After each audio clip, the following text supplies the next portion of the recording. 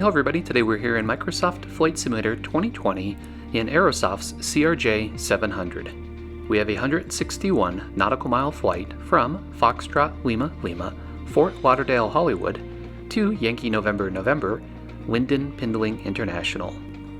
Fort Lauderdale is a payware airport by LatinVFR, and Lynden is a freeware airport from flightsim.to. We'll also be using a freeware livery, Bahamas Air, to complete the look for this trip. We should have some awesome eye candy along the way, so let's hop into the flight deck and get started. All of LatinVFR's airports are superb, and this one is no exception. Okay, we'll head over to the iPad, get that booted up.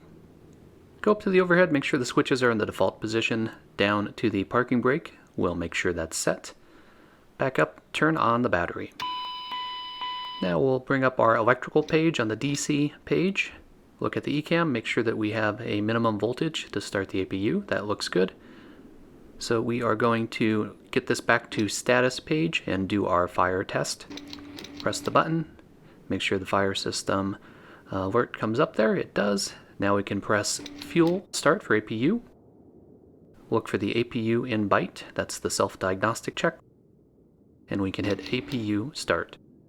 And now we have to wait for the APU to power up. While it does, let's cover the flight plan. We are departing IFR from Fort Lauderdale. We'll be using the Snapper 1 departure, and that's essentially the flight plan. So the departure will flip us around back east over the ocean. It'll have a 10,000 altitude restriction up to Gateway. Then we'll climb to Rajay Waypoint. And then from Rajay Waypoint, we'll go directly to the ILS for runway 14 at Nassau. Short and sweet, just in time for our APU to be powered up. We'll head down and get IRS to nav1 for both dials. Go back up to the overhead and get the nav light on. We don't need the logo light since it's daytime. Next, we'll check our hydraulics. So we'll take switches 1, 3, and 4 for the hydraulics and turn them on. Go down to the hydraulic page on the ECAM and verify that we have pump pressure. And we're going to head back up after this and turn those switches back to auto and turn the second switch on. Then we'll verify that pressure has dropped, and we'll go, there it is. We'll go back and put that second switch back to the center position. Get the air conditioning on, we'll get the windshield anti-ice on, the seatbelt and no smoking sign, and arm the emergency lights. Okay, down to the MCP, we'll flip up the stall guard, press the stall test. Listen for that. Head over here, check our oxygen mask, and we'll check the Skycam camera. Lets us see who's at the cockpit door. That all looks good. Need the parking brake off for the next test, so we'll flip the anti-skid button to the test position, listen for the alarm. Next we'll go and check the gear overheat buttons. So we've got the alarm and status for those. We'll check the lamp indicator. That all looks good. And now we can get the thrust reversers armed. Down on our RTU, we'll press the TCAS test button, and there's the display and the alarm for that, so that looks good. We're moving quick in this video. If you want a detailed, slow, and dark startup, check my previous videos. So now we're going to head down to the lower pedestal, and we get our stabilizer and Mach trim turned on, and we'll also turn on yaw damper 1 and 2. We'll get our frequencies dialed all on here, so we'll start out with clearance delivery and have ground on standby. Baggage and passengers are coming on board. Okay, let's initialize our CDU, so we'll hit pause in it. We'll put in our departing airport, which is Foxtrot Lima Lima. Now we'll go and snag the GPS coordinates, copy them into the scratch pad, and paste them into the set position field. Hit execute. Page forward to the flight plan, and again put our departing field, Fort Lauderdale, and our arriving field, which is Yankee November November. Next we'll type in our flight number. That will also display it on the ECAM, which makes it easy when doing ATC calls. And this is an interesting flight in that there's essentially only a departure and an approach.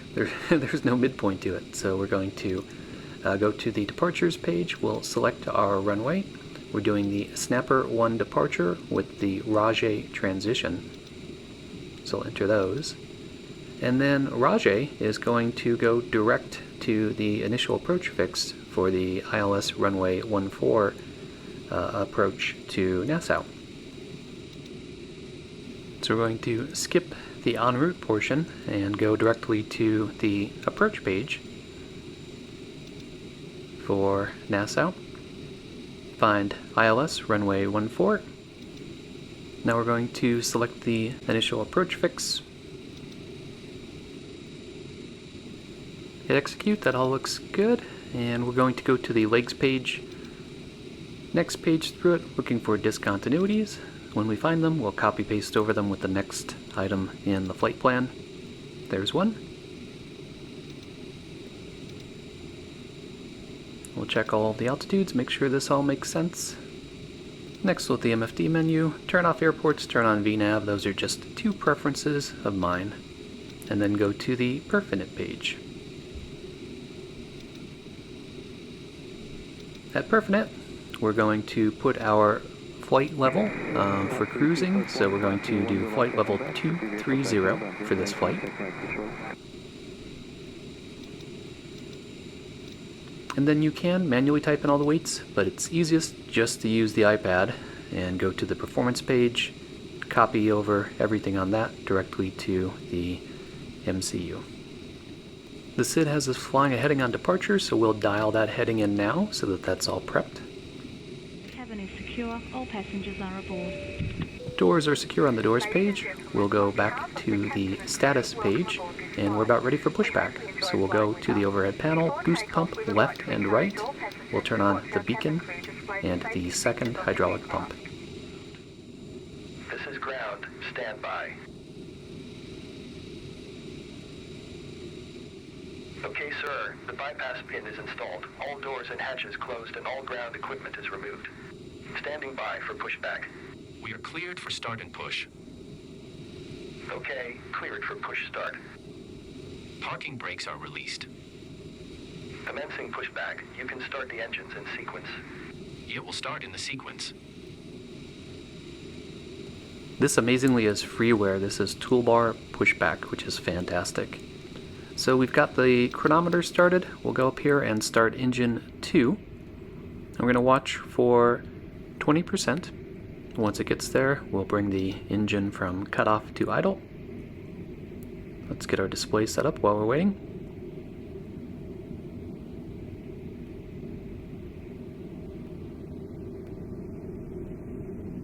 There we go. So we'll flip the red lever down to unlock it and slide that up to idle. Please set your parking brake. Pushback looks good. See you at the side. Now we'll start up engine number Holding 1. position waiting for the visual. Thank you and goodbye. The walkway emergency lights will display to the exits, which are located here and here.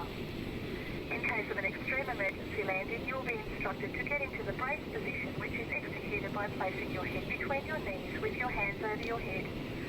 We would also like to remind you that you should Let's get our flaps set to take off at flaps 8. We thank you for paying attention during this brief presentation.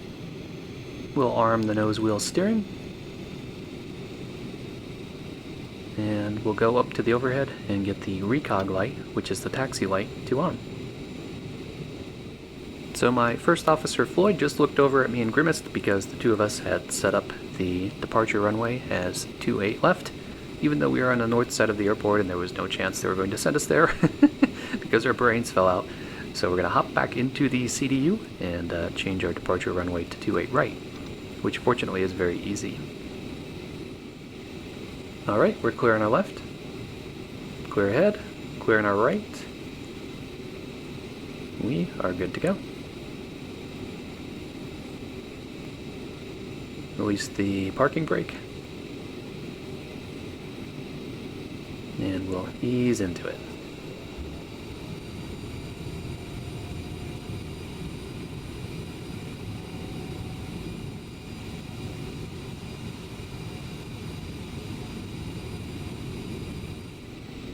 I have several of LatinVFR's airports, and I love them all. So big fan of these. The detail is fantastic. I wish I'd lingered here a little bit longer so I could see more of it. I almost hate to take off.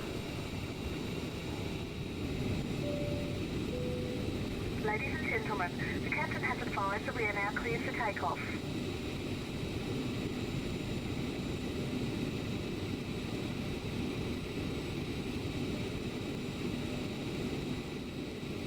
We'll get fuel cross-flow into manual, turn on our strobes, turn on our landing lights. We'll get the flight director on, and we'll head down here to the throttle, press the little black button to put the flight director into takeoff mode.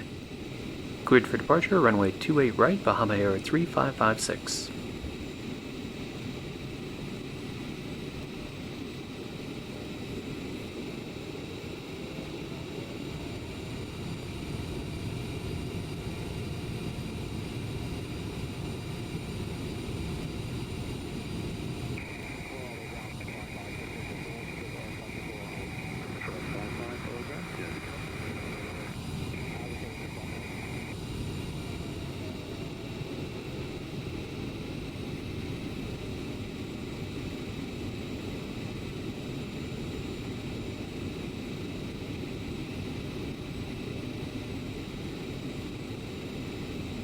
So I've been flying the CRJ quite a bit lately, and what I've learned from it are a couple things. One is, you probably already know this, but you really have to be on the ball with the speed throughout the flight. It's almost like flying a general aviation aircraft. You're nudging speed up and down constantly to keep everything where it's supposed to be. The other is, you really need to have a cheat sheet for takeoff, and also a cheat sheet for coming in for a landing to know the speeds that you're supposed to fly and know the time when you're supposed to bring in different flap settings. There are visual indicators on your MFD, that's true, but it helps if you know them. So every time I've done one of these flights and had a bad landing, it's because I was winging it. So if you fly by the numbers and drop your flaps in where you're supposed to and land at your landing speed, you will have a beautiful landing. And if you don't, it's always been a disaster for me. And similar for takeoff.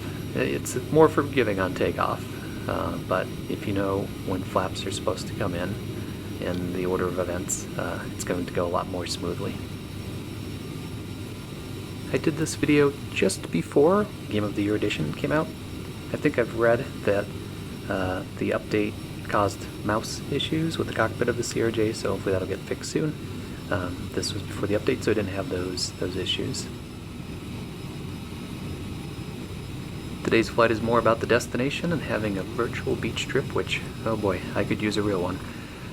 So we didn't go step by step in all of the detail for Golden Dark Startup, but like I mentioned, some of my other videos do that. So if you are looking for more of a tutorial, you can check out my earlier videos, which do gut-wrenching levels of detail for how to start up this beast. Alright, we're on track. Let's sit back and enjoy that beautiful flight simulator scenery.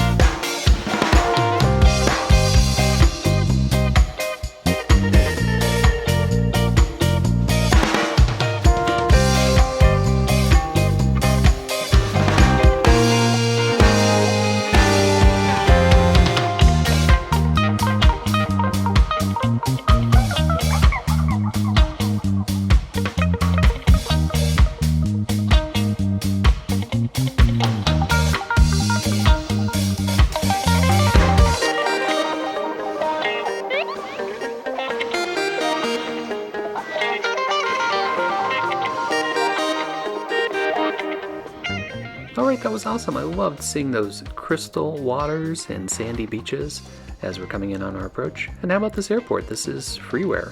Great job. I mentioned flying by the numbers and getting a good landing. How about that landing? I actually feel pretty good about that one. You shouldn't see the ones that weren't recorded. So cool. I'm slowly getting the hang of the CRJ.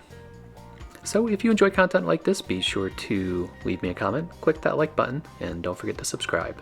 Thanks, as always, for flying along with me, and stay tuned for further flight adventures.